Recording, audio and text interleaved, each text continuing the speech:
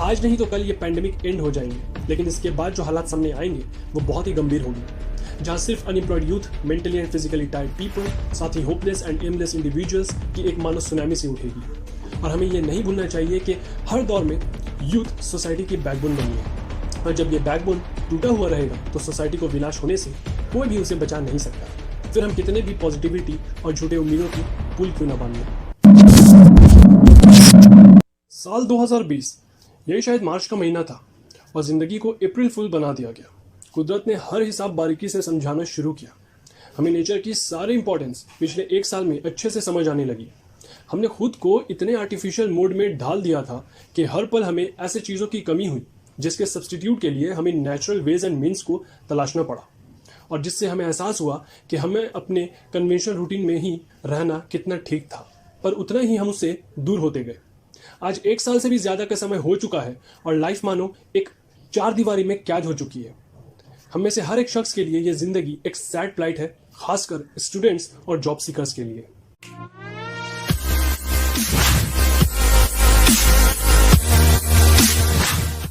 इन दिनों काफी यंगस्टर्स ने सोशल मीडिया में अपने एक्सपीरियंसेस को शेयर किया, जिससे ये जानने को और समझने को मिला है कि किस तरह इस पैंडेमिक ने और इसमें किए गए लॉकडाउन प्रोसेस ने ऑलमोस्ट सभी को और स्पेशली यूथ के मेंटल हेल्थ और सोशल इंटरेक्शंस पे बुरा असर किया है। मानो कि यूथ की लाइफ में और उनके फ्यूचर एक कंप्लीटली कॉन्ट्री में चली जाती है। आज बड़ा ही दुख होता है जब हम अपने जूनियर्स को देखते हैं।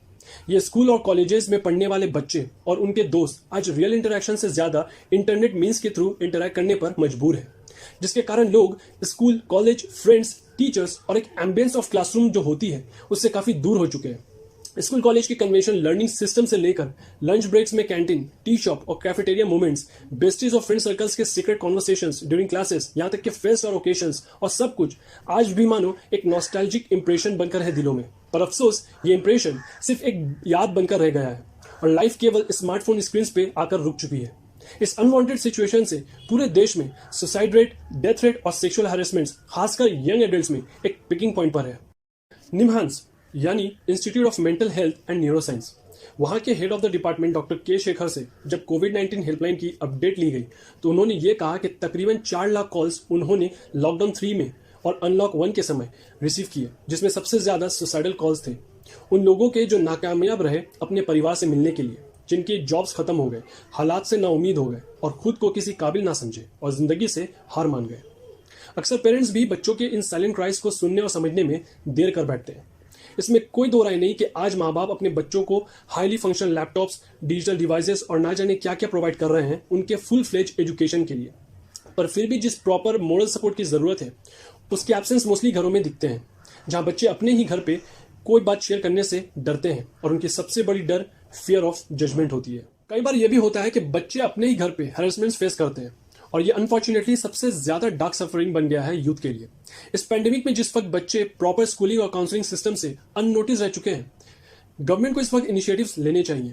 खासकर मिनिस्ट्री ऑफ ह्यूमन रिसोर्स को यह इंश्योर करना चाहिए कि यूथ की मेंटल हेल्थ बेटर और प्रोडक्टिव रहे। इस समय टीचर्स, पेरेंट्स एंड केयरटेकर्स को रिस्पॉन्सिबली इस अवेयरनेस को प्रमोट करना चाहिए, जिसमें यूथ के मेंटल हेल्थ का केयर हो और उन्हें स्टडीज के ओवरबर्डन से मुक्त रखा जाए। डिफरेंट कुछ हुआ तो वो ये कि क्लासेस ऑफलाइन मोड से ऑनलाइन मोड में शिफ्ट हो गए। जिस समय स्कूल एंड कॉलेजेस के फीस माफ हो जाने थे या एटलीस्ट रिड्यूस हो जाने थे, पर अनफॉर्चुनेटली वो भी नहीं हुए।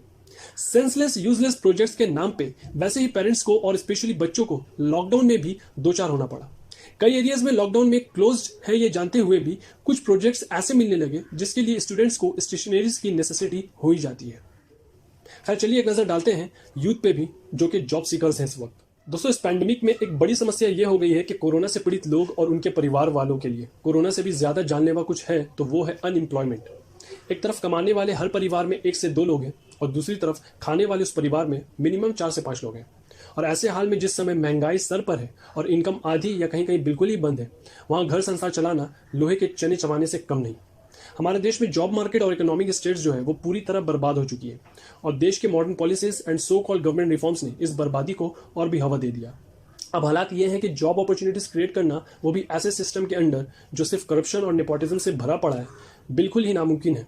और ये वक्त है इस बिगड़े हुए सिस्टम को ठीक करने की, वरना वो दिन दूर नहीं कि यूथ एक वेस्टेड रिसोर्स की तरह परमानेंटली कोलैप्स हो जाए। एक तरफ यूथ की परेशानी उनके फ्यूचर की स्टेबिलिटी है, तो दूसरी तरफ लॉकडाउन में घर पे फंसे यूथ पे वर्कलोड का प्रेशर है, जी हाँ, मैं बात कर रहा हूँ डोमेस्टिक वर्कलोड की, जिसकी नॉलेज यूथ को बहुत ही कम होती है। और खासकर मैं बात करूँ अगर परसेंटेज की, तो ऑलमोस्ट 42% ऑफ द यूथ जिनकी एज 15 से 24 साल होते हैं, उन्होंने इस लॉकडाउन में सबसे ज़्यादा डोमेस्टिक वर्कलोड को फेस किया है। और इसमें भी 52% एडोलेसेंट गर्ल्स हैं और बॉयज तकरीबन 22%। अगर हम चाइल्ड लेबर की रिपोर्ट पे फोकस करें तो हमें ये एविडेंटली दिखेंगे कि इमरजेंसीज या क्राइसिस के time youth and specially young champs, इनके ज़्यादा चांसेस बन जाते हैं फोर्स लेबर में इन्वॉल्व हो जाने के। और अगर इस पैंडेमिक की रिपोर्ट्स देखें तो जिस एम के साथ सस्टेनेबल डेवलपमेंट गोल्स पॉइंट 8 को एम किया गया, यानी चाइल्ड लेबर को एंड करना, वो आइडिया कंप्लीटली ठप रहा। एडल्ट्स के कंपैरिजन में बच्चे ज़्यादा इन्वॉल्व होने लगे लेस पे वर्क करने के लिए। दोस्तों, सर्वे बताती है कि 23% बच्चे 5 to 9 ईयर्स वाले और ऑलमोस्ट 24% एडोलेसेंट्स अपने एज से कम वेट कैरी करते हैं। और इस कोविड सिचुएशन में लोगों की सोशल मीडिया में वीडियोस भी आए जिसमें वो देखने को मिले कि वो कह रहे थे कि साहिब, ये बीमारी नहीं भी तो ये भूख जरूर मार डालेगी। ये एस्टिमेशन भी की गई है कि लगभग 3 से 4 लाख केसेस मेल न्यूट्रिशन के बढ़ते हुए दिख सकते हैं। न्यू दिल्ली की एक सर्वे बताती है कि 54% किड्स इस महामारी में लगभग 5 आवर्स स्क्रीन टाइम फेस करते हैं। नॉर्मल डेज में यंगस्टर्स ऑलमोस्ट 3 आवर्स फेस करते थे, मगर अब एडिशनल टाइम ऐड हो गई है इस ऑनलाइन क्लासेस की वजह से। साथ ही कुछ हालात भी ऐसे हैं कि बच्चे इतने समय घर पे बंद रहकर करेंगे भी क्या। पेरेंट्स के इंटरेक्शन एक तरफ कम है और बच्चों की आउटडोर एक्टिविटीज भी ऑलमोस्ट क्लोज्ड हैं। तो mobile videos, games, social media, ये सब बच्चों के एक न्यू एंटरटेनिंग प्लेटफॉर्म बन गए हैं। स्क्रीन टाइम के इंक्रीज होने से यंगस्टर्स में फिजिकल एक्टिविटीज काफी रिड्यूस हो चुकी है, जिसके अल्टीमेट रिजल्ट ये निकले कि यूथ को जिस एज में एक्टिव एंड क्रिएटिव होना है, पर अफसोस वो ज्यादा loss of muscular and cardio respiratory fitness को सफर कर रहे हैं, प्लस ओवरवेट गेन और ऑफ्थैल्मिक इश्यूज को फेस कर रहे हैं।